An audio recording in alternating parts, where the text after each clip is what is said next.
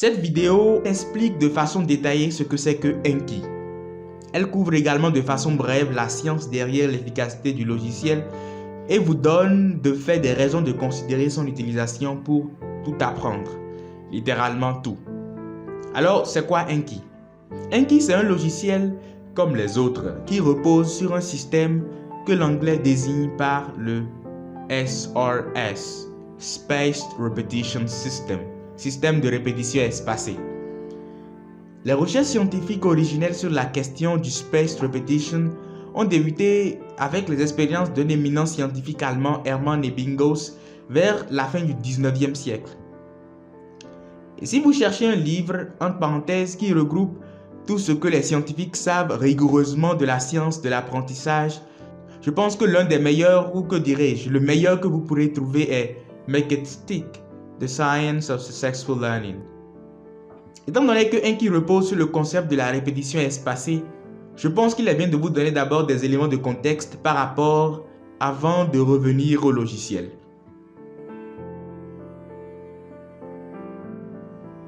Alors que vous étiez encore probablement dans le néant vers la fin du 19e siècle, le psychologue Hermann Ebbinghaus, lui, prenait ses journées, s'asseyait et essayait de mémoriser des syllabes qui n'avaient absolument aucun sens.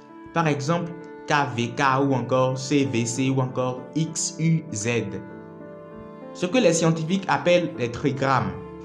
Même si cela peut sembler bizarre, ce sont paradoxalement ces expériences qui formèrent les débuts de la psychologie expérimentale. Un autre sujet sur lequel je ne m'attarde pas. Ce qui est intéressant, c'est que faisant des variations dans la manière dont il apprenait ces syllabes sans sens, il a fini par écrire une formule mathématique. Oui, ce n'était pas un oisif, reliant la diminution progressive des informations apprises au fur et à mesure que le temps passait. Lorsqu'il a tracé en fonction du temps ce qu'il a appelé l'épargne, c'est-à-dire l'information restante, il a dessiné une courbe appelée la courbe de l'oubli. Cette courbe décrit la vitesse étonnante à laquelle nous avons tendance à oublier. Après avoir eu un premier contact avec quelque chose, nous sommes susceptibles d'en oublier en moyenne environ 20%, après 20 minutes à 1 heure. Mais il a découvert quelque chose d'encore plus intéressant. Deux éléments cruciaux avaient un effet important sur la pente de la courbe de l'oubli. En premier, les sessions de rappel actif espacé, le fameux spaced repetition, et en deuxième, la profondeur avec laquelle nous relions les nouvelles informations à ce que nous savons déjà. Cette dernière atteignant son plus haut point avec les outils mnémoniques. Concentrons-nous d'abord sur le premier point. Le deuxième, je l'aborde dans la suite du cours. Il a constaté que le fait de rappeler les informations, par exemple, un jour après le premier apprentissage, non seulement réinitialisait la courbe de l'oubli, mais l'aplatissait également. Par conséquent, avec les séances de répétition espacée, la perte d'informations devenait moins importante au fil du temps. Et comme la courbe s'aplatissait après chaque rappel, le délai entre deux sessions de rappel ou de révision pouvait alors s'allonger par rapport au délai précédent sans qu'on ne perde pour autant de l'information.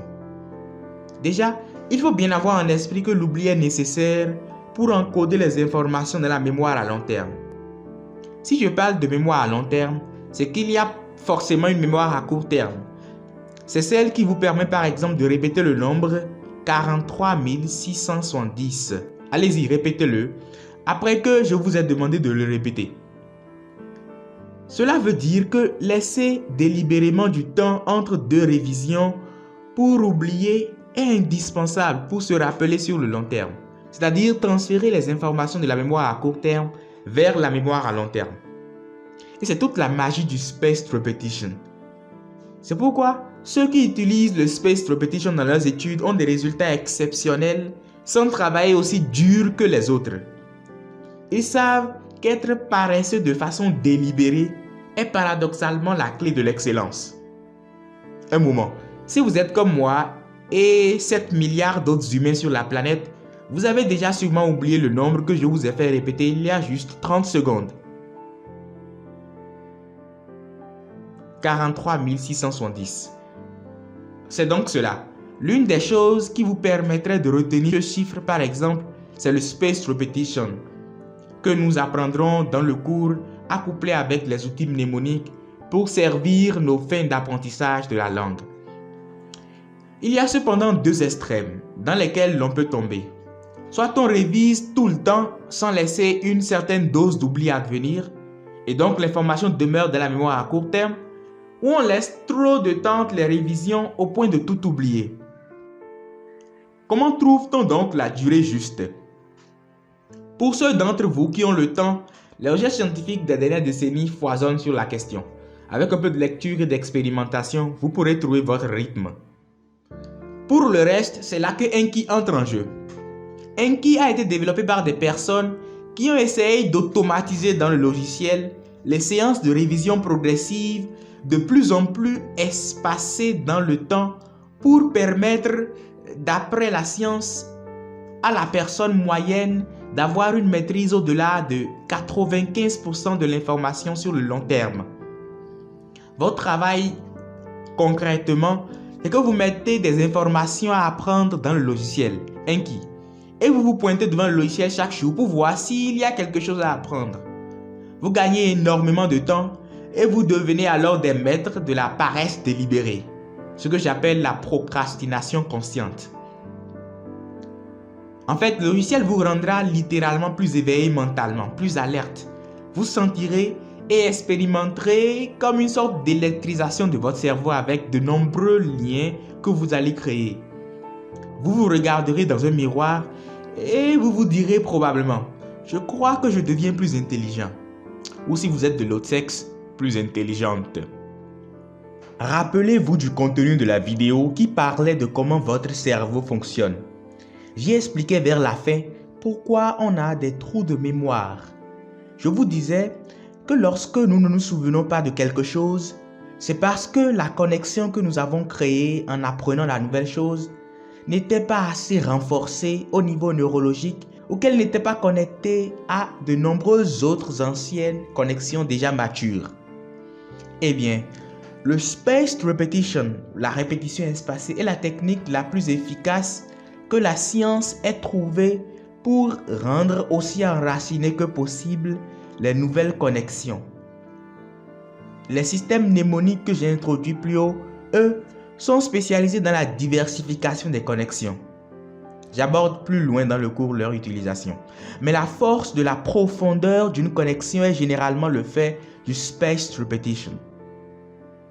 Une dernière chose encore plus capitale. La répétition espacée ne veut pas signifier le fait de lire de façon espacée ou d'être juste exposé de façon espacée à l'information. Ce que je vais dire est en effet la base de tout.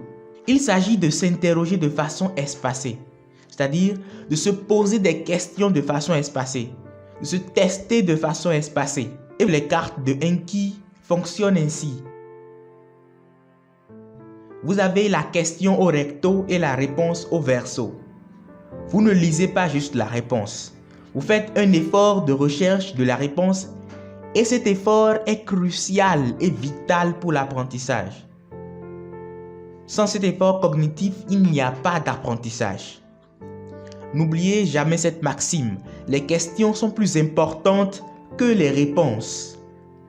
Ainsi, on ne devrait donc peut-être pas dire la répétition espacée, mais peut-être l'interrogation espacée, l'exercice espacé ou encore peut-être le questionnement espacé.